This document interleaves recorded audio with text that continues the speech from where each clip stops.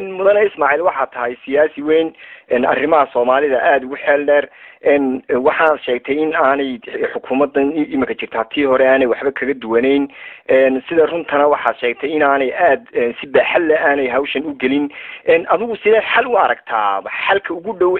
سومالي لان أيكو قاصن كرتانا اعتراف أيوه اللي كرتا سيد واركتها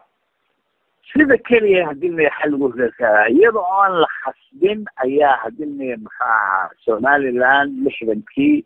qaybtii hadii koonfureed ee Soomaaliya la oran jiray la wada galay hadii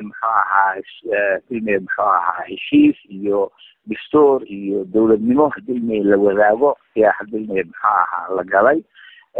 imikana hadii maxaa arrintii anakum baa kaliya iska goosanay inaan ka dhaqaaqno wixii hadii maxaa caalamku ilama aha inuu hadii maxaa aqbalayo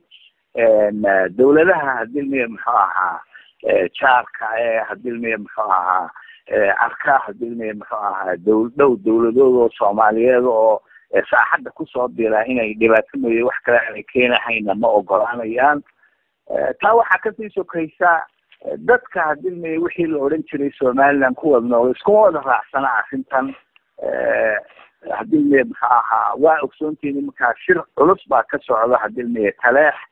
arrinta ugu weyn keentay hadii taleex shirka beesha hadii dhulbaxanta ay ku shirtana waxa weeyaan waynu ogsoonahay inay aragtida siyaasadeed hadii kala waxa ay u aragto waxaan hadii maxaa dan weyn ugu jirin iyaga iyo ummadda Soomaaliyeedba xagga galbeedka waynu ogsoonahay oo inta dambe aad bay soo taraysaa in hadii maxaa dadka hadii maxaa dhinaca galbeedka degan awdal state khasna dadka degan inay hadii maxaa iyaguna ay arrintii hadii maxaa wadaan kolkaas aniga waxay la tahay iyada oo arrimahaas ay jiraan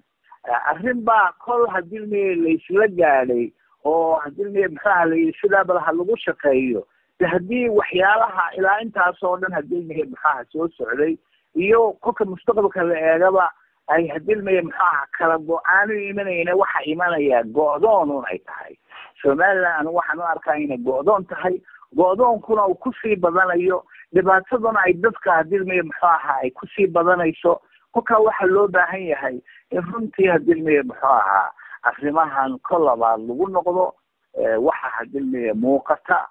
dadka Soomaaliyeed inuu jecel yahay qaybtaas hadii maxaa wadanka Soomaaliyeed kamid inuu ahaado oo la sidiisii hore u ahaado qayb wadanka Soomaaliyeed waa la ogsoon yahay dhibaatooyinkii dhacay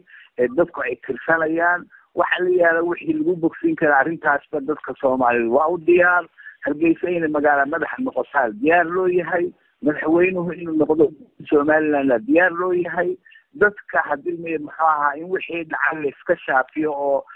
hadii maxaa aad iyo aad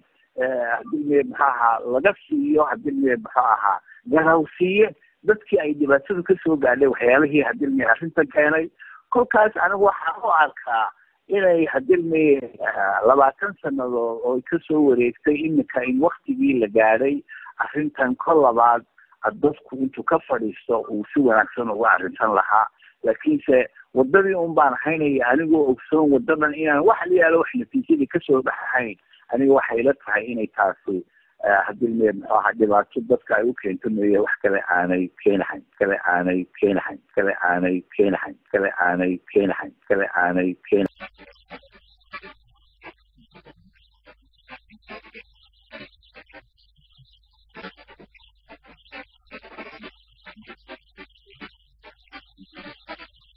dhegeystayaal intaasi waxaa inoogu dhamaaday waraysigii aan ula yeelanay siyaasiga weyn ee rugcadaadiga ah ee u dhashay dalka Somaliland waa Ismaaciil Buuba isagoo ka Nairobi waraysigan oo qaybtiisa hore aanu caawa idiin soo deynay ayaa qaybtiisa labaad waxaanu idiin soo deyn doonaa dhawaan dhegeystayaal waraysiga xiga inta aan ku kulmi doono waa Bahdi Toga Herar oo idin la amaana Allah iyo ismaqal dambe oo xiiso leh wassalaamu calaykum waraxmatullaahi ta'ala wa barakaatuh